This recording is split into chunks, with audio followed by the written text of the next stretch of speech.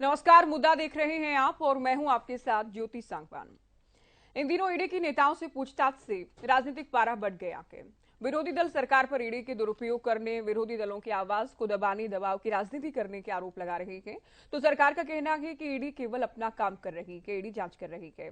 चर्चा होगी ईडी की जांच और पूछताछ को लेकर। एक रिपोर्ट आपको दिखाते हैं। ईडी का वहाँ कोई संबंध नहीं, वो एक इंडिपेंडेंट एजेंसी है। किसी भी जांच का दुरुपयोग नहीं होना चाहिए। इन दिनों सभी दल चुनाव की तैयारियों में जुटे हैं। सभी दल चुनाव में जीत का दम भर रहे हैं। तो चुनावी तैयारियों के बीच इन दिनों ईडी की जांच और पूछताछ को लेकर राजनीतिक पारा हाई है। जी हां, हरियाणा के नेता विपक्ष भूपेंद्र सिंह हुड्डा से 15 दिन के अंदर 2 बार ईडी की मैराथन पूछताछ को लेकर सियासी वार पलटवार तेज हो गया है। हुड्डा से पूछताछ को लेकर भूपेंद्र सिंह हुड्डा समेत दूसरे कांग्रेस नेताओं का आरोप यह है कि सरकार ईडी का दुरुपयोग कर रही है। विपक्ष की आवाज को दबाने का प्रयास किया जा रहा है। ये बात कई दफा कह चुका, किसी भी जांच एजेंसी का दुरुपयोग नहीं होना चाहिए। ये इनकी कार्यशाली रही है। पूरे देश में 10 साल में बीजेपी का शासन काल चलता आ रहा है। जो भी विपक्ष की कोई मुखर आवाज हमारे इर्द गिर्द भाजपा हल्के से है सभी के खिलाफ की किसने उठाई है तो उसको निशाने पे लिया गया है। सरकारी जांच एजेंसियों का बने होंगे, बीजेपी पार्टी के सरपंच बने होंगे। हर विपक्ष की उस आवाज को लिया गया है। इतना पूछना चाहूंगा जो भाजपा के विरोधी तो मैं समझता हूँ प्रजातंत्र में इस तरह की कोई कॉलोनी में रहता, कोई गांव में रहता, कोई किसी कस्बे में रहता, स्वस्थ नहीं है। अच्छे प्रजातंत्र के लिए कोई अच्छी बात नहीं है। बाकी जहाँ तक ये मामलों की बातें हैं, हम पहले कह चुके हैं 10 साल हो गए। हुड्डा साहब ने पहले स्पष्ट कर दिया था कि कोई भी जो है मामला है उसमें कोई जो है कोई सच्चाई है नहीं। आज जनता के सामने साफ है। 10 साल तक जो है कोई आपके सामने है। अगर एक भी किसी मामले में कोई बात सामने आई हो तो जनता अपना न्याय करे। वहीं सीएम मनोहर लाल ने कांग्रेस के आरोपों पर पलटवार करते हुए कहा कि ईडी अपना काम कर रही है, सरकार से ईडी का कोई संबंध नहीं है। साथ ही बीजेपी प्रदेश अध्यक्ष नायब सिंह सैनी का कहना ही है कि ईडी स्वतंत्र एजेंसी है। ईडी का वहाँ कोई संबंध नहीं, वो एक इंडिपेंडेंट एजेंसी है और उनके पास कुछ सूचनाएं रहती हैं, वो अपनी कार्रवाई करते हैं। और समाज देश के अंदर ऐसे संस्थाएं जो जिसका काम होता है सब बड़े तरीके से करती हैं। ऑटोनोमस बॉडीज जो होती हैं उसमें सरकार का कोई दखलंदाजी नहीं। देखिए, ये इस प्रकार की जो दुष्प्रचार करते हैं, ईडी अपने तरीके से काम कर रही है। कोई भूपेंद्र सिंह हुड्डा नहीं, और भी बहुत सारे हरियाणा के अंदर लोगों के ऊपर ईडी कार्रवाई कर चुकी है, जहां उनको लगता है क्योंकि स्वतंत्र एजेंसी है कि यहां भ्रष्टाचार हुआ है तो वो बताना पड़ेगा उन लोगों को। अगर किसी को ईडी बुलाती है तो स्पष्ट रूप से बताए कि यहाँ जो उन्होंने शंका जाहिर की है, जहां पर भ्रष्टाचार हुआ है, जहां घोटाला हुआ है, उसके बारे में स्पष्ट तो करना पड़ेगा। और अगर स्पष्ट नहीं करेंगे तो कार्रवाई तो होगी, फिर कार्रवाई को कौन रोकेगा। केजरीवाल जीत पहुंचते। उधर हुड्डा से पूछताछ के अलावा दिल्ली के सीएम अरविंद केजरीवाल को भी एक बार फिर से ईडी ने समन भेजा है। जाहिर है ईडी की जांच और पूछताछ को लेकर सियासत शिखर पर है। विपक्ष इसे जांच एजेंसी का दुरुपयोग बता रहा है, तो सरकार का कहना यह है कि ईडी अपना कार्य कर रही है। लिहाजा ईडी की जांच को लेकर पक्ष विपक्ष में आरोप प्रत्यारोप का सिलसिला लगातार जारी है। News desk, Haryana news. आई चर्चा की शुरुआत करते हैं। वंदना पोपली प्रवक्ता बीजेपी हमारे साथ जुड़ गई हैं, बजरंग दास गर्ग प्रवक्ता कांग्रेस, रजत पंजेटा प्रवक्ता इनेलो, नवीन गौड़ प्रवक्ता आम आदमी पार्टी और राजेंद्र जादून वरिष्ठ पत्रकार डिबेट में जुड़ गए हैं। स्वागत है आप सभी का। शुरुआत पोपली जी आपसे। आपकी सरकार पर आरोप है कि आप लोग जांच एजेंसियों का दुरुपयोग कर रहे हैं, ईडी का प्रयोग चुनाव को देखते हुए किया जा रहा है विपक्षी दलों को डराने के लिए। देखिए, 2 बातें हैं। आपने सबसे पहले कहा कि जांच एजेंसियों का दुरुपयोग, और दूसरी बात आपने चुनावों को लेकर कही। सबसे पहले इस चीज को समझना चाहिए कि ये जो जांच एजेंसीज हैं ये 2014 के बाद नहीं बनी है। इनके अधिकारी अपॉइंटमेंट जो है वो 2014 के बाद नहीं हुई है, ये पहले से हैं। और जो केसेस, जिन केसेस की बात यहाँ पर की जा रही है, अगर मैं गलत नहीं हूं तो ये 2014 के पहले का केस है। अब जो बुलाने की बात की जा रही है, ज्योति जी, मैं ये मानती हूँ कि पहली बार नहीं बुलाया गया। ये जो पूरा का पूरा केस है 1500 करोड़ का जो यहाँ पर घोटाले का केस है, इसके अंदर तकरीबन जो 108 करोड़ की जमीन जो है या प्रॉपर्टी जो है वो अटैच की गई है। लगातार बुलाया जा रहा है। हुड्डा जी के अलावा 24 लोग ऐसे हैं जिन पर ये केस चल रहा है और ईडी एक स्वतंत्र एजेंसी है, एक निष्पक्ष एजेंसी है और वो बुला सकती है, जब चाहे बुला सकती है। उनके पास अगर डॉक्यूमेंट्री प्रूफ होंगे तो वो बुलाएंगे। एक और चीज कहना चाहूंगी, विदाउट डॉक्यूमेंट्री प्रूफ 1 मिनट के लिए नहीं रोक सकते, लेकिन 7-7 8-8 घंटे बुलाना और बात करना और क्वेश्चन पूछना, तो मैं ये मानती हूँ कि आप अगर यहाँ पर बैठे हैं ज्योति जी, हमारी 1 घंटे डिबेट होती है और आप प्रश्न पूछती हैं, अगर आपके पास प्रश्न नहीं हो, कोई बेस नहीं हो, तो आप मेरे से 1 मिनट के बाद भी कोई प्रश्न नहीं पूछ पाएंगी, कोई बात नहीं कर पाएंगी अगर आपके पास कहने को कुछ नहीं है तो अगर डॉक्यूमेंट्री प्रूफ नहीं है तो उसके बावजूद वो 1% 1 सेकंड के लिए भी नहीं बिठा सकते, लेकिन इतने घंटे बिठाया जाता है। और इसके अलावा सबसे बड़ी बात ये ज्योति, ये लोग कोर्ट में क्यों नहीं चले जाते, क्यों ये यहाँ पर क्यों नहीं बोलेंगे, क्योंकि कोर्ट में गए हैं और इनको बार बार कहा गया है कोर्ट के द्वारा कि कहीं ना कहीं प्रथम दृष्टया यहाँ पर गड़बड़ दिखाई दे रही है, इसलिए ईडी की जो गतिविधि है या जो उनकी कार्यशैली है उस पर रोक नहीं लगाई गई है। दूसरी बात आप कह रहे चुनाव की बात मैं 2 बातों में आपका जवाब देना चाहूंगी। सबसे पहले चुनाव पूरा साल या हर समय कहीं ना कहीं कोई ना कोई होते रहते हैं। कभी जो है लोकल बॉडीज के चुनाव हो जाते हैं, कभी किसी स्टेट में चुनाव हो जाते हैं, कभी लोकसभा के चुनाव हो जाते हैं। लेकिन क्या ये पहली बार इनको बुलाया गया है कि आज 2024 का चुनाव है तो चलो हुड्डा जी को बुला लेते हैं? ये ऐसा पहली बार तो नहीं है, लगातार बुलाया भी गया है। और अगर आप डेट लाइन चेक करेंगे तो आप देखेंगे कि पिछले 10 साल में, 11 साल में, 2013 में जब अगस्त 2013 में केस हुआ था उसके बाद इनको लगातार बुलाया भी गया है, प्रॉपर्टी भी अटैच की गई है। तो ये जो आरोप लगाने का कारण क्यों है कि कहीं पर इनकी सुनवाई नहीं हो रही? गलत है ना? आप मेरे से प्रश्न पूछते हैं, आप इनसे प्रश्न पूछिए ना कि भ्रष्टाचार पे जवाब क्यों नहीं देते। आकर ये क्यों बोलते हैं कि भारतीय जनता पार्टी क्या कर रही है? ईडी से हमारा क्या कंसर्न है? ईडी स्वतंत्र एजेंसी है, पहली बार तो आई नहीं है। तो ये अपना जवाब देना कि भ्रष्टाचार पे इनका क्या जवाब है, ये बताएं कि इन्होंने ये भ्रष्टाचार किए हैं या नहीं किए हैं। कोर्ट में जाकर ये क्या जवाब देते हैं वो यहाँ पर आकर बताएं। वो काम मेरा नहीं है, वो काम इनका है, इनको बताना है। क्योंकि भ्रष्टाचार की जितनी भी नदियां हैं वो कांग्रेस से निकलती हैं। तमाम तरह के जो घोटाले हैं वो कांग्रेस ने किए गए हैं। लेकिन सबसे बड़ी हैरानी की बात यह ज्योति कि जब भी इनको बुलाया जाता है एजेंसीज के द्वारा, ये केसेस जो हैं इनके समय के भी चल रहे हैं। अगर मैं आपसे बात करूं, सुब्रमण्यम स्वामी जी ने जो इनके ऊपर जो बात रखी थी, केस रखा था, जो कोर्ट में गए थे, तब भी ये इनके समय का केस था। लेकिन ये क्या करते हैं, जब भी इनको ईडी बुलाती है इनसे बातचीत करने के लिए, तो आप जाइए ना, जवाब दीजिए अगर आप सही हैं तो। डर किस लिए डर रहे हैं आप? डरता तो व्यक्ति तभी है ना कि जब लगता है कि मैंने कुछ गलत किया है। मैं आपको एक एग्जाम्पल बताना चाहूंगी, एक छोटे से स्टोरी के माध्यम से, कि एक बार एक गाँव में ना पुलिस वाले आ गए और पुलिस में वाले इसलिए आए थे कि वहां पर कोई बच्ची थी जिसको बहादुरी का इनाम देना था। सरपंच जी ने डोंगी पिटवा दी कि चलिए जी सभी जो लोग इकट्ठे हो जाएं, एक बच्ची है उसने बहुत बहादुरी करी है, उसको इनाम मिलेगा। लेकिन तब तक जितने क्रिमिनल थे वो सारे के सारे भाग गए, क्योंकि वो डर गए। उनको लगा, मन में चोर था कि कहीं ना कहीं हमने गड़बड़ की हुई है, हो ना हो पुलिस हमारे लिए आई है।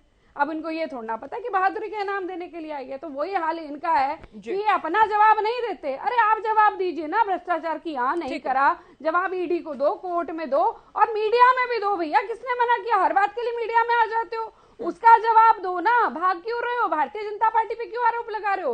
पहली बार ईडी नहीं आई। और ये जो तोते की संज्ञा वो आपके समय में होती होगी, हमारे समय में वो संज्ञा नहीं है। और कोर्ट के दरवाजे खुले हुए हैं, बार बार जाइए, किसने मना किया है? लेकिन कोर्ट क्या कहता है? प्रथम दृष्टया भ्रष्टाचार के केसेस दिखाई देते हैं, इसलिए मैं इंटरवीन नहीं करूंगा। ये कोर्ट का हर एक जगह जो है जवाब आता है, तो उस पर भी इनको जवाब देना चाहिए, बजाय जनता के बीच में सहानुभूति। चलिए जवाब जनता को बिल्कुल समझते हैं क्या? जनता को सब पता है अपने समय में आपने क्या किया, किस प्रकार से प्रॉपर्टी डीलर्स की सरकार बन गई थी, जमीन को बेचने का काम किया, जीजाजी को किस तरह से इन्वॉल्व किया गया, उनको जमीनें दी गई, ये सबको पता है। ये बताने की जरूरत ही नहीं है। कई आरोप आपने लगा दिए, कई सवाल आपने पूछ लिए, हम उत्तर लेंगे। गर्ग साहब, जब कुछ गलत किया नहीं तो डर क्यों है? पोपली जी तो ये भी कह रही कि करप्शन की सारी नदियां कांग्रेस से निकलती हैं। ज्योति जी ना तो डरे हैं ना घबराए हैं ना डरेंगे और कानून पर हमें पूरा विश्वास है। और जहां तक कि जितनी बार भी ईडी ने बुलाया है उतनी बार ही हुड्डा जी वहां पेश हुए हैं। जो जो सवाल किए हर एक का जवाब दिया है, पहले भी दिया है, आगे भी देंगे, डरने की कोई बात नहीं है। जहां तक कि ये जमीन का जो मामला है, मानसर जमीन वाला मामला, 1995 के अंदर ये जगह रिकवर हुई थी, सेक्शन 4 लगा था। उसके बाद 2004 के अंदर 6 लगा और यहां हमारी सरकार आई 5 में सेक्शन 6 की जब बात आई, राव इंद्रजीत जी ने एक लेटर लिखा, चौधरी भूपेंद्र सिंह हुड्डा मुख्यमंत्री थे, भाई गांवों में धरना प्रदर्शन हो रहा है या जमीन रिलीज की जाए, रिकवर नहीं होनी चाहिए। भूपेंद्र सिंह हुड्डा जब गांव के अंदर धरना प्रदर्शन चल रहा था, वो खुद धरना प्रदर्शन में गए, उनकी बात सुनी और 3 अधिकारियों की एक कमेटी बनाई जिसमें जिला उपायुक्त भी वहां कमेटी में शामिल था। वो लेटर यूं का यूं राव इंद्रजीत का लगा हुआ है और राव इंद्रजीत उस समय हमारे केंद्र में मंत्री थे। आज भारतीय जनता पार्टी के सांसद और मंत्री है, उनसे सारी रिपोर्ट ले लेना। कमेटी के आधार के ऊपर वो जो था, हमने वो सेक्शन 6 हटाया। 1 इंच जमीन सरकार ने ना रिकवर की, ना एक जमीन सरकार ने बेची, तो कहां हमने घोटाला कर लिया, कहां घोटाले की बात आ गई। मगर एक बात ज्योति जी जरूर है, जिस तरह मेरी छोटी बहन बार बार बन रहा, जिस तरह नाच रही थी, यूं कर दिया जी, वो कर दिया जी, घोटाले की सरकार है जी। मैं बताना चाहता हूं, ये सरकार भारतीय जनता पार्टी की सरकार नहीं, ईडी की और सीबीआई की, इनकम टैक्स की सरकारी एजेंसियों की दुरुपयोग करने वाली ये वो सरकार है। एक भी ऐसा आदमी नहीं, एक भी ऐसी विपक्षी पार्टी नहीं जो ये बता दे जिसके ऊपर इन्होंने ईडी की, सीबीआई की, इनकम टैक्स की कार्रवाई ना की हो। जहां आपके सामने है, शिंदे जी के ऊपर अरबों रुपए का आरोप लगाया, सीबीआई की इंक्वायरी, ईडी के छापे सबकी में करे, जब वो भारतीय जनता पार्टी मिला लिया, साफ दाग हो गया आपके सामने। ऐसे अनेकों केस है। नीतीश कुमार जी के यहाँ कितनी बार छापे मुरवाए, नीतीश कुमार जी कितने गांजे, आज नीतीश कुमार जी इनके साथ मिल गए तो वो बिल्कुल साफ दाग हो गए। हरियाणा में कुलदीप बिश्नोई जी देख लो, 200 करोड़ के उनके ऊपर आरोप लगाए, अरे वो कहा ये चोर है जी, फलाना है, ढिकड़ा है जी, और पार्टी ज्वाइन करने के बाद सारी फाइलें वो बंद हो जाती। हुड्डा जी को नहीं बुला रहे, मैं कहना चाहता हूँ हुड्डा जी को नहीं बुला रहे, अपने आप आमंत्रण मत दीजिए। हम हुड्डा जी को नहीं बुला रहे। आप ये कह रहे हैं कि जिन पे छापे पड़ते हैं वो भारतीय जनता पार्टी उनको बुलाती है, तो हुड्डा जी को हम नहीं बुला रहे। इसमें आप अपने में खुश मत रहिए, हम हुड्डा जी को नहीं बुला रहे। या तो ज्योति जी, हम आमंत्रण नहीं दे रहे, को बुला लो, हम चुप हो जाते हैं या बोल देंगे बीच में नहीं बुला, आमंत्रण दे रहे हैं। आप चीज क्या हो, आप क्या आप चीज क्या हो, बुलाओगे? आप अपना स्टेटस तो देख लो, आप किसकी बात कर रहे हो, है किसका लेवल की बात कर रहे हो? नहीं, ये आप इस तरह की कितनी बार सांसद क्या होता है बजरंग जी, चीज क्या होता है, क्या बात आपको एक महिला से बोलने की तमीज नहीं है, आपको एक महिला से बोलने की तमीज नहीं है, राजनीतिक जवाब नहीं आता, राजनीतिक जवाब नहीं आता, तो इस तरह की बात करते हो, ये पुरानी बात है। घिरे हुए हर तरफ से घिरे हुए हो, पता है कहीं पर नहीं खड़े हो, इसीलिए ये बातें निकलती है, इसी तरह ये भाषा निकलती है। ये तुम्हारी पार्टी के संस्कार है बजरंग दास सर, ये तुम्हारी पार्टी के संस्कार है। और किस प्रकार से गाली गलौज करते हो, ये पहली बार नहीं कर रहे। ये तो मैं महिला बैठी हूँ, अगर मेरी जगह कोई पुरुष प्रवक्ता बैठा होता तो आप गालियां भी निकाल चुके हो, कोई नई बात नहीं है। ऐसे गालीबाज प्रवक्ता को बुलाने की जरूरत क्या है? ऐसे गालीबाज प्रवक्ता को बुलाने की क्या जरूरत है? आपको तमीज नहीं है बोलने की। राजनीतिक जवाब नहीं आता तो घर बैठिए। किसने बोला चैनल पे आने का शौक क्यों है आपको? अरे घर बैठिए ना। आधा तो आपको बिठा रखा, बाकी भी बिठा देंगे आपको। अरे आधा तो बिठा रखा है, चैनल से भी बैठना पड़ जाएगा। जिस ढंग से आप बोल रहे हैं, जरा तमीज सीखिए बोलने की। क्या है चीज, क्या मतलब है? जाके अपने घर में जो महिलाएं हैं उनको जाकर बोलिए चीज, मतलब है अपने घर की महिलाओं को बोलिए चीज। नहीं गर्ग साहब, इनको मैं बीच में बोलने से तो रोकती, लेकिन आप किस तरह का कमेंट कर रहे हैं? आप खुद भी देखिए ना बजरंग जी। पोपली जी बंदना पोपली जी, आप रुकिए अभी। लेकिन गर्ग साहब, आपने गलत कमेंट तो किया है ना। ये क्या चीज है, क्या स्टेटस है? आप इस तरह की टिप्पणी नहीं करेंगे। नहीं, मैं अलाउ नहीं करूंगी। पोपली जी आप रुकिए अभी। मैं इनसे बात कर रही हूँ। पोपली जी आप रुकिए अभी। आप रुकिए वाले परिवार से आ रहे हैं, इनकी बात सुनने के लिए आएंगे। वरना पोपली जी आप रुकिए अभी। गर्ग साहब, आपने देखिए गलत तो कहा है। आपके समय में ना ये ना बोले, इस बात को मैं सुनिश्चित करूंगी। ये अपनी बात पूरी कर चुकी है, नहीं बोलेंगे। लेकिन आपने गलत तो कहा है ना। आप इस तरह के कमेंट नहीं करेंगे डिबेट में। ज्योति जी सुनो, ज्योति जी सुनिए। इन्होंने 5 मिनट बोला, मैं चुप रहा। तो मैं इस बात को स्वीकार कर रही हूँ। मैं खुद कह रही हूँ पोपली जी को अपनी बात कहने दीजिए। आपने गलत तो कहा है ना बजरंग जी। मैं पर्सनल कमेंट एक दूसरे पर आप ना करिए, हर बार डिबेट में ये कहती हूँ। अरे अपने लीडर की हैसियत चेक करो, मेरी हैसियत ना बताना। मेरी हैसियत ना बताना, अपने लीडर की हैसियत चेक करो। आप सुनो, आप यहाँ पर अपने अभी व्यक्तिगत लड़ाई ना बनाए इस विषय को। ईडी को लेकर हम बात करने के लिए बैठे। पोपली जी आप लगातार नहीं बोलती रहेंगी, मैं इनसे बात कर रही हूँ। नहीं, इनको आपने गलत तो कहा है, आप भी मान रहे हैं। आप विषय पर बात कीजिए आगे। पोपली जी अब मैं डिबेट को विषय पर लाना चाहूंगी। ज्योति जी, ओम प्रकाश यादव जिसने ये केस किया है, आप तसल्ली कर लो, उसकी 1 इंच जमीन भी ओम प्रकाश यादव की वहां नहीं है। उस व्यक्ति ने केस किया है, ये राजनीतिक दुवेश से किया है। या तो ये कहे भी ईडी ने बुलाया, हम लुके, हम नहीं गए। ईडी जितनी बार बुलाया, हुड्डा साहब खुद का बयान सुन लो, 10 बार उन्हें बयान दिया है, भाई मैं कानून का सम्मान करता हूं, जितनी बार ईडी बुलाएगी उतनी बार जाऊंगा, मुझे कानून पे विश्वास है। फिर झगड़ा क्या है? बार बार भी लुकते फिरते हैं, चोरी कर लीजिए। अरे औकात तो देखो ना, जास्ती थी है, शराब घोटाला किया 1 लाख रुपए का, आपकी समय में पर्चा दर्ज हुआ, शराब चोरी कर लिया। क्या मतलब है? अरबों रुपए की आपने इस व्यक्ति को हटाइए यहाँ से डिबेट से, इस व्यक्ति को म्यूट करिए। अच्छा, आपने वर्सेस करके दिखा दिया, कमाल कर दिया, कमाल कर दिया। मैं इनसे इन व्यक्ति से बहस करना ही नहीं चाहती। कृपया करके आपको बहस बजरंग जी क्या हो गया आज आपको? बजरंग जी बताइए, ये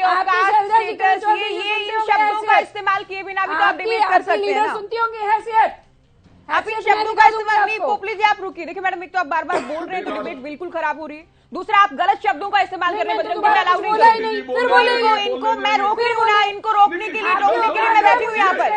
इनको रोकने के लिए मैं बैठी हूँ यहाँ पर। बंदा जी, इनको रोकने के लिए मैं बैठी हूँ यहाँ पर। मुझे ना, मैं इनको बोल चुकी हूँ, गलत शब्द नहीं बोलेंगे। आप भी बीच में नहीं बोलेंगे। मैं आपको भी तो कह रही हूँ, आप सुन रही हैं। देखिए आपकी मर्जी है, आपका मेरी इनको आपको डिबेट में रहना है, आपका फैसला है।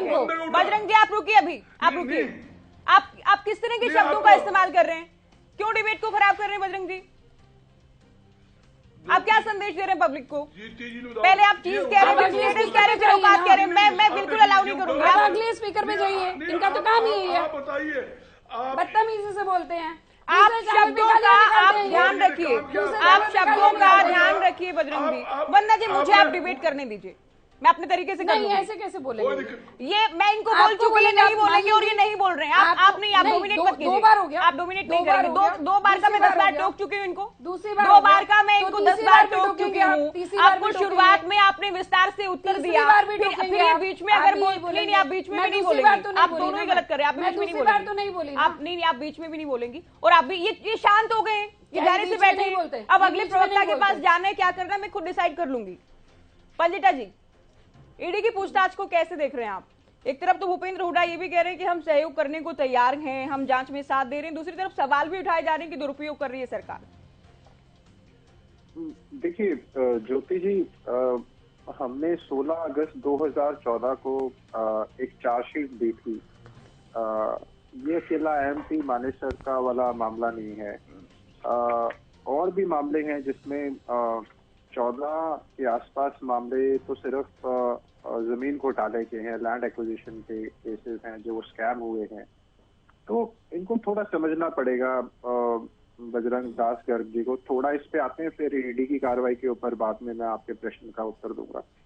पहली बात तो IMT Manesar, Indian National Lokdal ने जब आईएमटी मानेसर को डेवलप किया तो ओम प्रकाश चौटाला जी की ये सोच थी कि इसको एक ऐसा इंडस्ट्रियल हब बनाया जाए जो पूरे हिंदुस्तान में नंबर 1 हो, जो और बहुत इंडस्ट्रीज को ज्यादा से ज्यादा इंडस्ट्री को अट्रैक्ट करने के लिए, क्योंकि ज्योग्राफिकल जो लोकेशन है दिल्ली के पास होते हुए, एयरपोर्ट के पास होते हुए, तो हम इसे एक इंडस्ट्रियल हब बनाना चाहते थे। और इंडस्ट्रियल हब बनाने के साथ साथ क्योंकि हमने HSIDC के थ्रू और भी ये जो 912 एकड़ लैंड थी लखनौड़ा और नौरंगपुर गांव की, तो हमने और गांव की ये सारी मिला के ये एक इंडस्ट्रियल सेक्टर, और वहाँ पे जो फॉरेन के लोग आएंगे, कोई अगर कोरिया की कंपनी आती है, जापान की आती है, तो वहाँ के लोग और भी कहीं जहाँ की भी इन्वेस्टमेंट इंडिया में ज्यादा से ज्यादा आती है, तो एक इंडस्ट्रियल हब के साथ साथ एक रेजिडेंशियल हमने इसको एक प्लान किया था, क्योंकि इंडस्ट्री आएगी तो साथ में उनकी फैमिलीज आएंगी,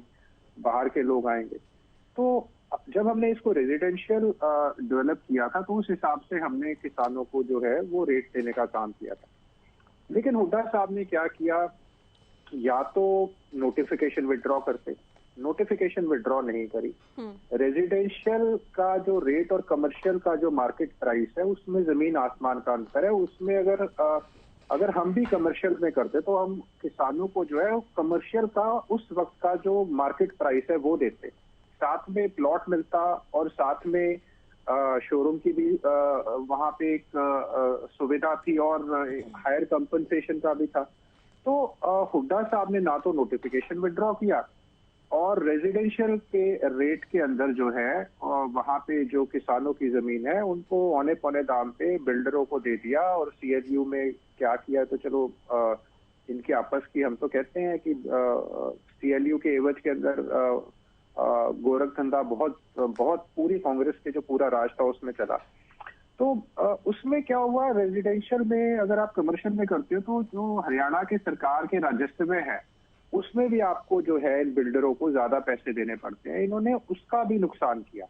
तो जब ये नुकसान स्टेट का भी हुआ और साथ में किसानों का भी हुआ, और मिली भगत थी हुड्डा साहब की बिल्डरों के साथ, और ये CLU का एक पूरा नेक्सस था बिल्डर्स का, जहाँ पे किसानों के हकों का हनन हुआ, उनको रेट कम मिला, और जो औने पौने दाम पे जो भी रेट की अंडरस्टैंडिंग हुई वो इन बिल्डरों के बीच में और हुड्डा साहब की गवर्नमेंट के बीच में हुई, और ना तो स्टेट की गवर्नमेंट को कोई फायदा हुआ ना किसानों को कोई फायदा हुआ।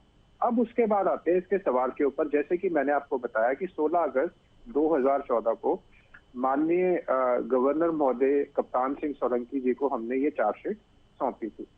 अब अगर भाजपा की सरकार को इतना समय लग गया और इलेक्शन से ठीक पहले इसमें अगर आप तेजी लाने की कोशिश कर रहे हैं तो आप अब तक यानी हुड्डा साहब को बचाने का काम कर रहे थे। दूसरी बात, इसमें मैं विवश हूँ इस टिप्पणी के ऊपर बात करने के लिए कि जो वंदना जी हैं, भाजपा की प्रवक्ता हैं वंदना जी पोपली जी, उन्होंने ये काम हुड्डा साहब को बुला नहीं रहे।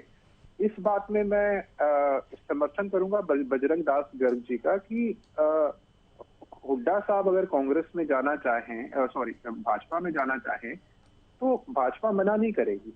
हुड्डा साहब का ठीक है, कद बड़ा है, और चाहे पंजाब में मैं पहले भी कई बार दोहराता रहा हूँ, खुद कैप्टन अमरिंदर सिंह, उसके बाद आप लगा लीजिए सुनील जाखड़ जी, बहुत से बड़े नेता है, मनप्रीत बादल वगैरह, सब ये गए हैं भाजपा में। तो अभी यहाँ वंदना पोपली जी के कहने से ना तो हुड्डा जी जाएंगे, और अगर वंदना जी पोपली जी कहते हैं कि हम उन्हें नहीं लेंगे तो वो रोक भी नहीं सकती है उनको जाने से।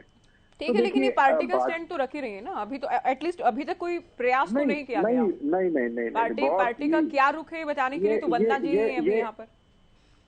ज्योति जी, मैं इसको थोड़ा सरल तरीके से समझाता हूँ, मैं अपने ऊपर लेके समझाता हूँ। मैं कौन होता हूँ, कोई बड़ा नेता अगर पार्टी में आना चाहे उसके लिए बोलने वाला कि वो नहीं आएगा, ये उसको नहीं लेंगे, इसको नहीं लेंगे। ये काम पार्टी का शीर्ष नेतृत्व तय करता है कौन पार्टी में आएगा कौन नहीं आएगा। नहीं पंजेटा जी, आप पार्टी के प्रवक्ता हैं, आप अपनी शक्तियों को पहचानिए। देखिए, हम तो प्रवक्ता को इस नाते ही डिबेट में शामिल करते हैं कि पार्टी का ऑफिशियल स्टैंड क्या है।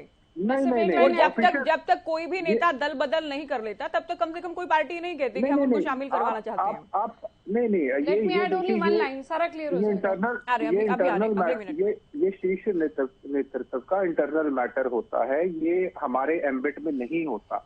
हम जो हो जाता है उसकी जानकारी तो दे सकते हैं मीडिया में आके, जो होने वाला है उसकी जानकारी नहीं दे सकते। वंदना जी सिंगल लाइन में कुछ कहना चाह रही है। वंदना जी क्या कह रही रजत जी, आपने पूरी बात को घुमाने की कोशिश करी। मैंने ये बोला कि हम हुड्डा जी को नहीं बुला रहे, मेरी पार्टी का इंटरनल मामला क्या है क्या नहीं है वो मैं नहीं, हम बुला नहीं रहे, हम इन्विटेशन नहीं दे रहे, हम इन्विटेशन नहीं दे रहे, मैंने ये बात कही है और वो तो पब्लिक डोमेन में है, ये हम इन्विटेशन नहीं दे रहे उनको। आप सुनिए ना, आप कब तक अपनी बात पूरी कर रहे हैं। और आप अगर अपनी पार्टी के प्रवक्ता हैं तो मैं भी प्रवक्ता ही हूँ, अपनी पार्टी का स्टैंड पर रखूंगी कि हम नहीं बुला रहे। वंदना जी, मैं आपका बहुत सम्मान करता हूँ, आपको शुरू से पता है जब भी हम आपस में डिबेट करते हैं मैं बहुत हाई वैल्यूज रखता हूँ आपकी। मैं इसको इस तरीके से भी कहना चाहूंगा कि हरियाणा की जनता के सामने दिखाने को तो हुड्डा जी भाजपा के साथ नहीं है, मगर इन 9 साल में भाजपा की मदद करने की कोई कसर भी नहीं छोड़ी है हुड्डा साहब। चाहे कहीं भी किसी भी ये शाही कांड हो, ये यही से सीखे हैं। ये जो आज कांग्रेस को झेलनी पड़ रही है, ये हुड्डा साहब की कारनामे तो उनके समय के, ये जो अभी हमें चंडीगढ़ के मेरे इलेक्शन में देखने को मिल रहा है, ये भी तो डे लाइट रॉबरी या कॉन्स्टिट्यूशन, सारा कुछ सबके सामने हो रहा है, सीसीटीवी कैमरा के सामने हो रहा है। तो देखिए, चलो उस पर नहीं जाते हैं बात, क्योंकि अब आपके जो मुख्य प्रश्न था आपका, बात ये हो रही थी। देखिए ज्योति जी बड़े सीनियर एडवोकेट है, दुष्यंत दावे, उन्होंने कहा कि judiciary is at its weakest, सबसे कमजोर दौर से जुडिशरी गुजर रही है। ये मेरा बयान नहीं, दुष्यंत दावे जी का है। तो आज कहीं ना कहीं मैं ये कहता हूं कि लोकतंत्र के ऊपर सीधा सीधा ये लोकतंत्र की हत्या है।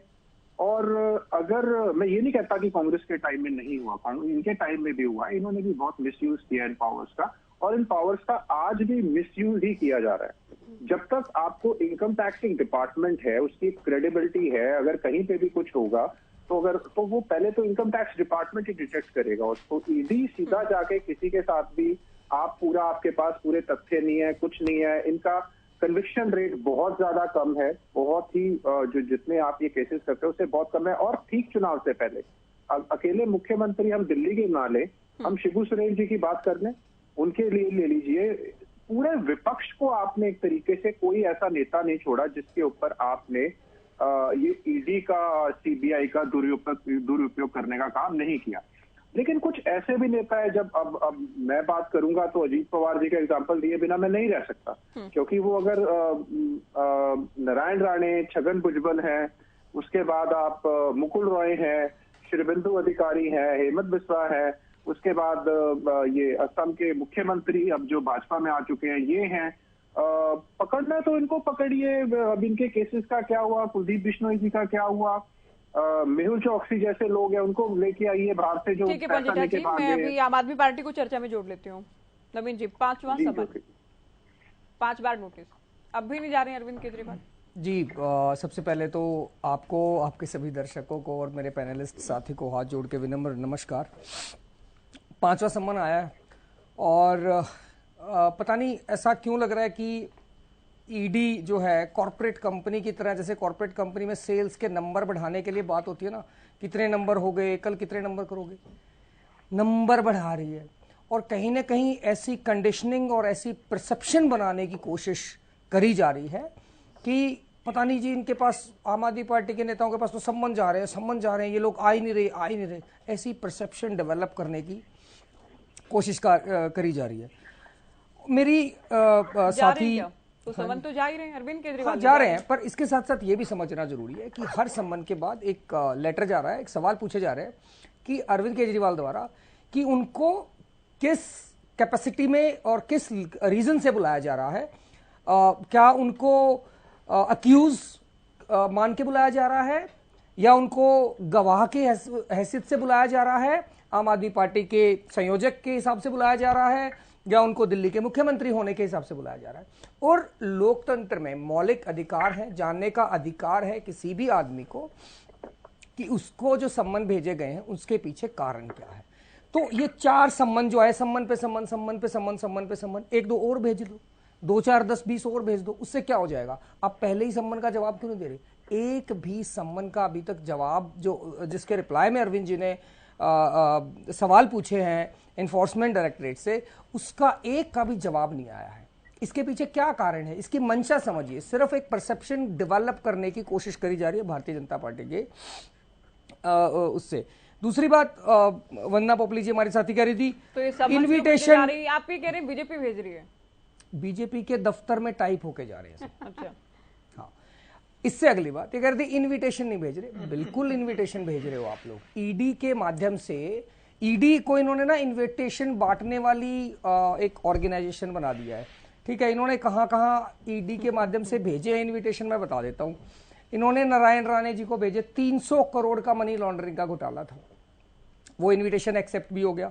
इनका और इन्विटेशन शुभेंदु अधिकारी जी ने एक्सेप्ट किया ईडी के माध्यम से बीजेपी का इन्विटेशन। हेमंत बिस्वा शर्मा ने बीजेपी का इन्विटेशन ईडी के माध्यम से एक्सेप्ट करा। इसके बाद यशवंत यादव जी ने ईडी के माध्यम से बीजेपी का इन्विटेशन एक्सेप्ट करा। येदियुरप्पा जी ने ईडी के माध्यम से बीजेपी का इन्विटेशन एक्सेप्ट करा। तो ये कहना कि बीजेपी इन्विटेशन नहीं भेज रही किसी को, बिल्कुल ये इन्विटेशन ही है, इन्विटेशन है, पर ये ईडी के माध्यम से जा रहे हैं। इससे अगली बात, इन्होंने बड़ी विचित्र और गजब की बात कही थी कि जी ये तो स्वतंत्र एजेंसी है, मतलब अपने तरीके से काम करती है। अच्छा, अपने तरीके से काम करती है। पहले तो मैं एक आज की खबर आपको बताना चाहता हूँ और मैं पढ़ के सुनाना चाहता हूँ ताकि बाकी सारे साथी भी सुन ले इस खबर को, और बड़ी अचरज की बात है। और ये खबर कहती है, Indian revenue service officers Balamurugan was suspended on January 29. According to an official notice sent to Balamurugan, disciplinary proceedings have also been initiated against him. Why? While the notice does not mention any reason for Balamurugan's suspension, the move comes 2 days before he is set to formally retire. वो retire होने वाले थे 2 दिन पहले। 2 दिन retire होने से 2 दिन पहले उनको सस्पेंड क्यों किया गया? सस्पेंड क्यों किया गया? क्योंकि उन्होंने हिंदुस्तान की भारत की राष्ट्रपति श्रीमती मुर्मू को एक लेटर भेजा, और लेटर में क्या लिखा गया? had written to President Murmu accusing the Enforcement Directorate ED of becoming an extended arm of Bharatiya Janata Party. Extended arm of Bharatiya Janata Party. I am repeating myself. The officers' letters came after the ED sent a summon to 2 Dalit farmers in Tamil Nadu who were locked in legal tussle with a local BJP leader. तो एक IRS officer, और वो पता क्या कह रहे हैं, इसके साथ साथ वो ये भी कह रहे हैं कि जो भारत की जो ये है क्या नाम है, फाइनेंस मिनिस्टर है, उन्होंने कहा है कि finance minister is unfit to be the finance minister of India. ये किसी राह चलते आदमी ने नहीं कहा है, ये कहा है एक IRS ऑफिसर ने, जो 2 दिन पहले 2 दिन बाद रिटायर होने वाले थे। अरविंद केजरीवाल पर मैं एक बार, मैं बस 10 सेकंड में ये वाला एक बार, केजरीवाल को लेकर बीजेपी ये कहती है जब कुछ गलत किया नहीं तो डर क्यों है ईडी के सामने जाने में? मैं उस हरियाणा में जो भूपेंद्र हुड्डा कह रहे हैं कि हम तो जांच में मदद करने के लिए तैयार हैं। 7 से 7.5 घंटे की भूपेंद्र हुड्डा जी के बारे में 7 घंटे की अब की पूछताछ। भूपेंद्र हुड्डा, अरविंद केजरीवाल को किस बात का डर है ईडी के सामने जाने में? मैं बता तो रहा हूँ। देखो, भूपेंद्र हुड्डा जी को जो इनविटेशन ईडी के माध्यम से गया, उसका जवाब बजरंग गुप्ता जी देंगे, ठीक है, वो बैठे हुए हैं प्रवक्ता कांग्रेस पार्टी के। जहां तक अरविंद केजरीवाल जी की बात है, एक नहीं, मैंने आपको बताया अभी 4 सम्मन पहले जा चुके थे, आज 5वां आया है। तो उस सम्मन के पीछे की जो नीयत है उसको समझने की जरूरत है, और जो ईडी की ऑथेंटिसिटी पे आज एक सवाल और सवालिया निशान खड़ा हुआ है, वो बहुत इंपॉर्टेंट है, वो बहुत तानाशाही की तरफ इस देश को और इस लोकतंत्र को लेके जा रहा है। इसके साथ साथ मैं इन्होंने कुछ चीजें और कही थी कि जी भ्रष्टाचार नहीं किया तो जाके बता दो, भ्रष्टाचार नहीं किया तो हमें बता दो। तो क्या हम, मतलब ये जो नेताओं को ईडी के सम्मन जा रहे हैं, कह रहे हैं कि भ्रष्टाचार किया, ये सारे ही तो जाके ये कह रहे हैं भ्रष्टाचार नहीं किया है। ये सारे आपने 2019 में prevention of money laundering act में बदलाव किए, 2019 से पहले जो कानून था वो कहता था कि you are innocent till proven guilty. आपने बदलाव किए, बदलाव के बाद अब कानून कहता है you are guilty unless prove innocent. तो ये जो कह रहे हैं ना कि 2014 के बाद कानून नहीं बना, 2014 के बाद ही कराया आपने ये। और ये सिर्फ आपने ईडी को अपनी एक्सटेंडेड आर्म जो उन्होंने कहा है। झारखंड से जुड़ी बड़ी खबर भी देख रहे हैं टीवी स्क्रीन पर। चंपई सोरेन झारखंड के नए सीएम होंगे, क्योंकि हेमंत सोरेन की ओर से इस्तीफा दे दिया गया कि वहां भी ईडी की कार्रवाई जारी है और किसी भी वक्त, जो कि सूत्र जानकारी दे रहे हैं, किसी भी वक्त गिरफ्तारी हो सकती है। राजेंद्र जी का रुख करें उससे पहले वंदना जी, तमाम पैनलिस्ट जो आपकी विरोधी दलों के प्रवक्ता हैं वो ये कह रहे हैं बीजेपी के नेताओं पर ईडी कोई कार्रवाई क्यों नहीं करते? देखिए, सबसे पहले तो ये जो भारतीय जनता पार्टी के नेताओं की बात कर रहे हैं, मुझे लगता है कि जितनी भी संस्थाएं हैं भारत में वो स्वतंत्र हैं, निष्पक्ष हैं और बार बार ये कोर्ट में जाते रहे हैं। अपने समय में कभी जब इनके हिसाब से डिसीजन आ जाता है तो ये बोलते हैं कि जी देखिए लोकतंत्र जीवित हो गया, और जब इनके हिसाब से डिसीजन नहीं आता तो लोकतंत्र की मृत्यु भी हो जाती है। तो ये इनके हिसाब से चलता है। हिसाब आपका देखिए, वंदना जी नहीं बोली, मुझे लगता है यही बात हुई थी कि बीच में बोलना, तो मुझे लगता है कि at least should not please continue. तो जहां तक बात है किसी भी लीडर के खिलाफ एक्शन होना, तो मैं आपको ये बताना चाहूंगी कि मेरी पार्टी कहती है कि अगर कहीं पे भी भ्रष्टाचार मिलता है तो उसके अगेंस्ट एक्शन करेंगे। लेकिन आप इस चीज को मानिए कि कोई ऐसा व्यक्ति जिसका केस बंद हो गया हो या खत्म हो गया हो, उसका जवाब जरूर दें। अभी मैं सबसे पहले आम आदमी पार्टी के जो प्रवक्ता हैं उनकी बात पे चलूंगी। उन्होंने बहुत सारे आरोप लगाए कि जी इसको बुला लिया, उसको बुला लिया, इन्विटेशन दे दिया। आपके आरोप सच्चे हैं? अगर सच्चे हैं तो एक बार ये जरूर बोल देना कि बच्चों की कसम खाकर बोलता हूँ कि मेरे सारे आरोप सच्चे हैं, तो केजरीवाल जी की कमी पूरी हो जाएगी। तो ये आप जरूर बोलिएगा, और ये आरोप आप लगाने का आपका काम है। अभी आपने यहाँ पर बात करी थी एक IAS ऑफिसर के बारे में, उन्होंने कहा कि उनको सस्पेंड कर दिया गया क्योंकि उन्होंने डिमांड की। उन्होंने ईडी पर प्रश्न लगाने से पहले उन्होंने फाइनेंस मिनिस्टर को कहा कि उनको हटा दिया जाना चाहिए। मतलब कोई भी एक ऐसा व्यक्ति जो आपके समय में अपॉइंटेड है, किस तरीके से अपॉइंटेड होगा वो भी चीजें देखी जा सकती हैं। और वो आकर ये बोलता है कि फाइनेंस मिनिस्टर हटा दो, फिर तो वो कहेंगे मोदी जी को हटा दो, फिर बोलेंगे राष्ट्रपति को हटा दो, और उसके बाद हम कहेंगे नहीं जी आप करिए, खेलिए, आप ऐसे ऐसे खेलिए, हम आपको कुछ नहीं करेंगे। तो मुझे लगता है ये चीजें आपको समझनी चाहिए। मैं यहाँ पर नहीं, मेरी बात पूरी नहीं हुई, सभी के जवाब थे तो मुझे एक एक करके जवाब देने दीजिए। सबसे पहले कांग्रेस पार्टी की तरफ से ये जवाब आया, मैं इनका तो नाम भी नहीं लूंगी, जिस ढंग से महिलाओं से बोलते हैं कि हम डरे नहीं हैं। अगर डरे नहीं थे तो सोनिया गांधी जी को जब बुलाया गया था, काफी समय 2022 की बात आई है, तो किस प्रकार से पूरी दिल्ली को बंधक बना लिया था, आग जनी हुई थी और किस तरह से उपद्रव फैलाया गया था, वो सब हम जानते हैं। अरे जाइए ना, जवाब दीजिए। मैं अपने नेता का एग्जाम्पल देती हूँ। मेरे नेता नरेंद्र मोदी पर तमाम तरह के आरोप लगाए गए, 36 घंटे 40 घंटे बैठ के उन्होंने जवाब दिया, नीचे से लेकर ऊपर तक हर एक बात का जवाब दिया। आप में दम है तो जवाब दीजिए, डर क्यों है? मुझे ये बता दीजिए 350 करोड़ रुपए कहां से निकलते, कौन से नेता के यहाँ से निकलते? जनता की गाड़ी कमाई अगर आपके यहाँ से निकलती है, मशीनें खराब हो जाती हैं उसको गिनते हुए, तो उसका जवाब तो आप देंगे ना, मैं राजेंद्र जी को चर्चा में नहीं जोड़ा है। राजेंद्र जी को चर्चा में नहीं जोड़ा है। जादौन साहब आप हैं फोन लाइन पर, ईडी की कार्रवाई को कैसे देख रहे हैं आप? क्या कोई चुनावी कनेक्शन है? क्योंकि जिन पर भी ये कार्रवाई की जाती है, विरोधी दलों के नेता, जो कि तमाम पैनलिस्ट कह रहे हैं, सबका ये कहना है कि सरकार दुरुपयोग कर रही है। हालांकि सरकार कहती है कि एजेंसी अपना काम कर रही है, जांच कर रही है, अगर गलत नहीं किया कि तो डर क्यों है? क्या कहेंगे? तो देखिए, सरकार की दलील तो अपनी जगह ठीक है, लेकिन अब ये जो जिस तरह की उंगलियां इस कार्रवाई पर उठ रही हैं, तो चुनाव के नजदीक जो है ना, उसमें कुछ तेजी आई है।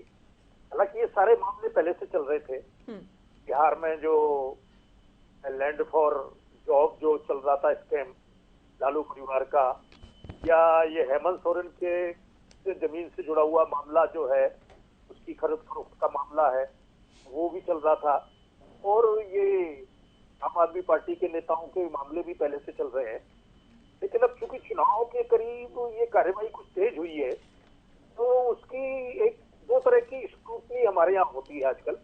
एक तो जुडिशियल स्क्रूटनी होती है, न्यायिक जांच, न्यायिक सुनवाई और न्यायिक छानबीन, और एक होने शुरू हो जाती है पॉलिटिकल स्क्रूटनी। तो अब ये पॉलिटिकल स्क्रूटनी चल रही है, राजनीतिक छानबीन और राजनीतिक जो है आरोप प्रत्यारोप चल रहे हैं कि ये सब राजनीति से प्रेरित है और लीगल एजेंसियों का दुरुपयोग है। तो मैं समझता हूं कि ऐसे सारे मामलों में खासतौर से अदालत को ही हम भरोसा कर सकते हैं कि अदालत जो कुछ विश्लेषण करेगी, जो सुनवाई करेगी, क्योंकि पीएमएलए एक्ट के तहत जो कार्रवाई हो रही है उसमें प्रूव भी करना पड़ता है कि अपराध हुआ, और ये भी प्रूव करना पड़ता है कि अपराध से कमाया हुआ पैसा कहीं इन्वेस्ट किया गया है या लिया गया। तो मैं समझता हूँ कि अदालत जो है बिल्कुल हवा में तो कोई फैसला कर नहीं सकती, किसी को सजा नहीं दे सकती। अदालत को कुछ न कुछ आधार तो लेना ही पड़ेगा। अभी संजय सिंह जी पिछले साल अक्टूबर से जो है जेल में है दिल्ली शराब घोटाले के मामले में। तो दिल्ली हाई कोर्ट में उनकी जमानत याचिका पर सुनवाई हुई है और हाई कोर्ट ने सुनवाई करके फैसला सुरक्षित रखा। तो इस पर जो फैसला आएगा उससे पता चलेगा कि स्थिति क्या है। सुप्रीम कोर्ट कह चुका था कि 338 करोड़ का जो है शराब घोटाला मामले में लेन देन का पता चल रहा है। तो लेन देन कैसे हुआ, कहां से हुआ, किसने किया, क्या वो शराब नीति के फायदे के रूप में ही हुआ और फिर किसने किसको दिया, तो प्रूव करना पड़ेगा। मैं समझता हूँ कि हवा में नहीं होगा। अब ये है कि ईडी की कार्रवाई तो पहले भी होती थी, लेकिन अब जो है पॉलिटिकल लोग जो सरकारों का नेतृत्व कर रहे हैं उनके खिलाफ हो रहा है, तो काफी जो है माहौल गरमाया हुआ है। लेकिन ये है कि भ्रष्टाचार पर अंकुश लगना भी जरूरी है। देश की आजादी के बाद से ही भ्रष्टाचार एक बड़ा इश्यू बना हुआ है, और सरकार की आर्थिक नीतियां तो आर्थिक असमानता को पैदा करती हैं, लेकिन भ्रष्टाचार भी एक बड़ा कारण है आर्थिक असमानता को पैदा करने का।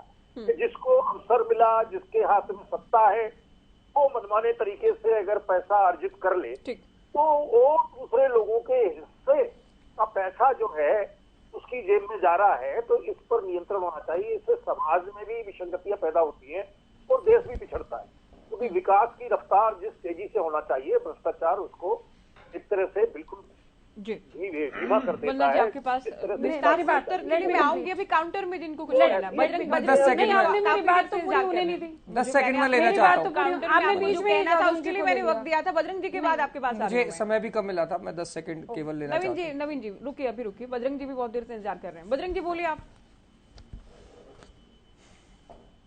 ज्योति जी, जहां इस मामले का जमीन का मामला है, घोटाले का मामला है, मैंने पहले भी कहा ना तो हमने 1 इंच जमीन किसान की रिक्वायर की, ना 1 इंच जमीन किसी बिल्डर को बेची। इसमें एक नया पहलू और आया है, आईटीसी कंपनी की जमीन भी उसके बीच में थी जहां जब रिक्वायर हुई। उस जमीन का ऑलरेडी सीएलयू हुआ था। सीएलयू जो जमीन का होता है उस जमीन को सरकार रिक्वायर नहीं कर सकती। बिल्डर्स को बेची गई औने पौने दाम में। सरकार के अधिकारियों की भी मिली भगती, नियमों को ताक पर रखा गया। आरोप तो ये है ना बजरंग, आरोप तो ये है। ये 100 करोड़ से ज्यादा की संपत्ति को अटैच किया जा चुका है, जांच जारी है। मैं कहूँ किसने बेची? ज्योति जी मैं ये बताता हूँ, किसने बेची जमीन? सरकार ने कोई जमीन बेची? सरकार ने कोई जमीन रिक्वायर की? सरकार का इसमें इशू कहाँ हुआ है? हुड्डा राज को बताओ। इसके अंदर यो तो खोट है। उन्होंने यहाँ तक कि इस केस के अंदर हुड्डा साहब को स्टे मिला हुआ है, आप चेक कर लो।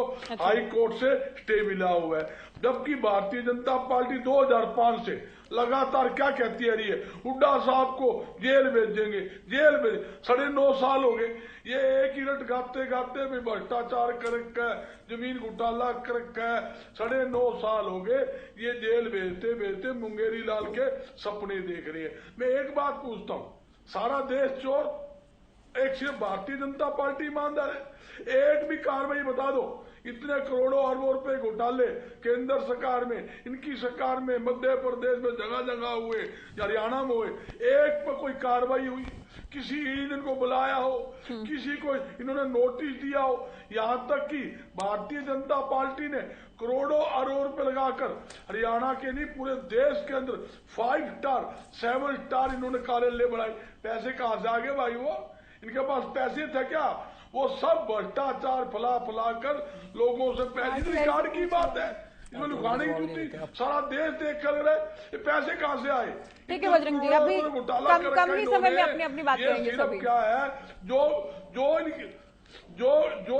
कोई इनके खिलाफ बोल लेगा उन पे ईडी, सीबीआई, इनकम एक तरफ तो आप कह रहे हैं हुड्डा साहब को अभी तक जेल क्यों नहीं हुई, दूसरी तरफ आप कह रहे हैं खिलाफ बोलने वालों के, जो भी खिलाफ बोलते हैं उनके खिलाफ कार्रवाई हो रही है। दोनों ही बातें कह रहे हैं। एक तरफ ये भी कहते हैं डरते नहीं है, सहयोग करेंगे, दूसरी तरफ ये भी कह रहे हैं कि डराया जा रहा है। 2005 जो कर रहे हैं 2005 से जेल में। ठीक है, नवीन जी को 10 सेकंड्स में कुछ कहना है, उसके बाद मोकली जी आ रहे हैं आपके पास। 10 सेकंड में, 10 ही सेकंड की बात कही। 10 सेकंड में नहीं होगा, मेरा टाइम मेरे को पहले भी कम मिला था। एक तो मैं अभी मोदी जी का एक वो देख रहा था, मोदी जी ने सीबीआई को कांग्रेस ब्यूरो ऑफ इन्वेस्टिगेशन कहा था, पर ये central Bharatiya Janata party investigation bureau हो गया, जिसको ये अपने आमंत्रण देने की कमेटी के रूप में यूज करना है। नहीं बोलेंगे, नहीं आपस में नहीं बोलेंगे। ईडी अपनी सुविधा के अनुसार प्रयोग, इन चीजों का प्रयोग कर रही है। और जो ये ईडी का जो ट्रायल हो रहा है ना, ये मीडिया ईडी का ट्रायल होगा, उसका रिजल्ट आ जाएगा, वो बताएगा कौन कन्विक्टेड है कौन कन्विक्टेड नहीं है। बट आज जो मीडिया में इसको मीडिया ट्रायल जो हो रहा है, और जब भारतीय जनता पार्टी इसको मीडिया में एक जो परसेप्शन पब्लिक में कंडीशनिंग उसकी पब्लिक की करना चाहती है कि भाई इस हिसाब से ये चीजें चल रही हैं, वो बहुत ही गलत बात है। ईडी का जो ट्रायल होगा उसमें टाइम लगेगा। देखो, हम जब बात करते हैं लोकतंत्र की, हम बात कर रहे हैं और बहुत इंपॉर्टेंट विषय पे बात कर रहे हैं, जहां पे लोकतंत्र की कहीं ना कहीं हत्या करने की कोशिश करी जा रही है। ऐसे विषय पे वंदना जी ने जो बच्चों की कसम, और यहाँ अब मैं बोलूंगा कोई अपनी लुगाई को छोड़ के भाग गया, कोई किसी ने कुछ कर दिया, किसी ने किसी के ऊपर क्या तंज कसा, ये बहुत गलत बात है। 15 लाख बोला था मोदी जी ने, 2 करोड़ नौकरियां बोला था, ये गलत बात है। ऐसा नहीं होना चाहिए। जब हम गंभीर विषय पे चर्चा करें तो गंभीरता से चर्चा करें, ये इधर उधर की बातों पर ना करें। उसके ऊपर अगर इन्होंने चर्चा करनी है, अरविंद केजरीवाल ने उनके उस विषय पे अगर चर्चा करनी है, खुला टाइम है, आराम से बैठ के चर्चा करो, मैं उस पर जवाब देने के लिए तैयार हूं।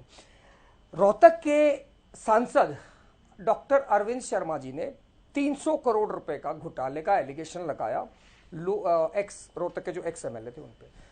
उन्होंने उस पे कब ईडी बैठेगी, मैं सवाल पूछना चाहता हूँ। फरीदाबाद में 200 करोड़ का घोटाला हुआ, उस पे कब ईडी बैठेगी, मैं सवाल पूछना चाहता हूँ।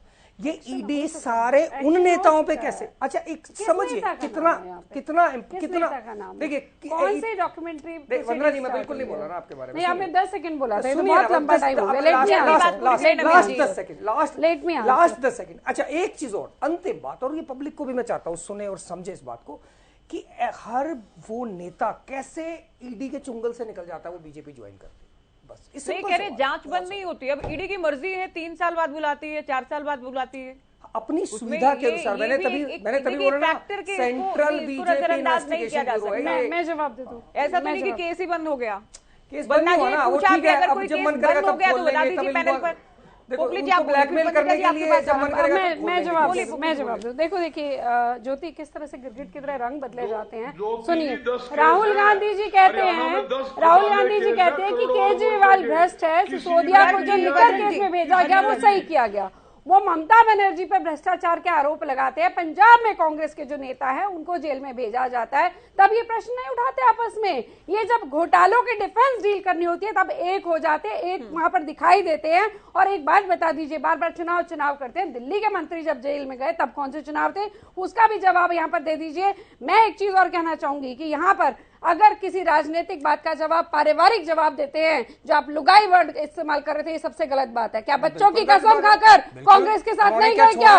ये जो आरोप लगा रहे हैं, मैं फिर से पूछती हूँ, बच्चों की कसम खाकर, बच्चों की, वो पारिवारिक बात है। 15 लाख किसी को जर्सी गाय बताते हैं, किसी को हिंदू विरोधी बताते हैं, किसी को धर्म विरोधी बताते हैं। आप तेज चिल्ला के, आपसे ज्यादा तेज चिल्लाना आता है। किसी को हिंदू विरोधी कह देते हो, किसी को बदनसीब कह देते हो, खुद को खुशनसीब कह लेते हो। आपको भी सोचना चाहिए, आपको भी सोचना चाहिए कि आपको भी सोचना चाहिए। बीच में कोई नहीं बोला था, आप बिल्कुल नहीं सोचते हो। बताओ ये झांसा राम की पार्टी के प्रवक्ता, झांसा राम की पार्टी के प्रवक्ता हमें देश बेच दिया, जो देश बेच रहे हैं वो दवाइयां बेचना सिखाएंगे।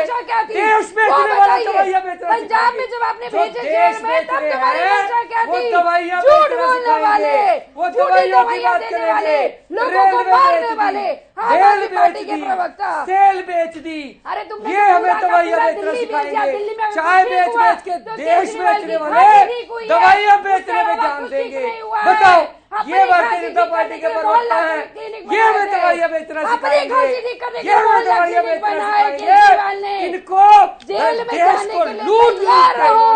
कौन इतने लूट रहा है? बड़े-बड़े सबको पता है। कौन लूट रहा है? आरबीआई की जेल में है। आप जेल में है। सवाल नहीं बोलेंगे आप, बीच में इन्होंने जो बड़े-बड़े दफ्तर बनाए हैं, सिक्योरिटी डाउन कर रहे हैं, पीएम केयर पे जो घोटाला कर रहे हैं, पीएम केयर पे जवाब नहीं देते ये लोग। जेल में है वो देश लूट रहे हैं। बेचने जवाब वाले देना, जिन्होंने निकस कर जवाब दे दो। कौन सा बेच दिया? जितनी किसको बेच दिया? किसको बेच दिया? जवाब दो ना, इन्होंने मुझे बेच इतना दी। बता दो। बच्चों का पैसा तुम खा गए, टीचर्स का पैसा तुम खा गए, सेहत का पैसा तुम खा गए। तुम्हारा नवीन जी डिबेट का समय बर्बाद कर रहे हैं। अब आप डिबेट का समय बर्बाद कर रहे हैं। नवीन जी डिबेट का समय बर्बाद कर रहे हैं। की बात आप यहाँ समय बर्बाद कर रहे हैं आप। ये कोई तरीका नहीं है चिल्ला चिल्ली का, ये कोई तरीका नहीं है आपका। बात कर रहे हैं, मुझे इतना बता दो। पंजाब में जब पंडिता जी को समय नहीं मिल पाएगा, वो कब से इंतजार कर रहे हैं अपनी बारी के उस लिए। बात का जवाब दे मुझे। पंडिता जी से मैं अंतिम कमेंट चाहूंगी। नहीं आप दो अभी रुकिए, आप दोनों अभी रुकिए। पोपली जी, नवीन जी आप सवाल मत पूछिए। आपको अधिकार नहीं है, आपको अधिकार नहीं है सवाल पूछने का। आपके मंत्री जेल में हैं, आपने चोरी की है, ये क्लियर दिख गया है। क्या कर रहे हैं सबको पता चल गया। अरे खूब देख लिया तुमको। पोपली जी, नवीन जी जो झूठे ये क्या तरीका है? ये क्या, ये क्यों लड़ रहे हैं आप दोनों? बच्चों की कसम तभी तो नहीं खिलवा रहे थे। नवीन जी, एक आप बीच में बोलकर आपने सारा समय बर्बाद किया है, डिबेट का समय बर्बाद किया नवीन जी आपने। पंडिता जी बोलिए, इन्होंने पूरा मेरा पंडिता जी बोलिए। समय ही बर्बाद हुआ है डिबेट का, मैं खुद ही कह रही हूँ। पंडिता जी बोलिए। ज्योति जी अभी मैं सुन रहा था राजौन जी को, तो उन्होंने कहा कि भ्रष्टाचार पे अंकुश लगाना भी जरूरी है।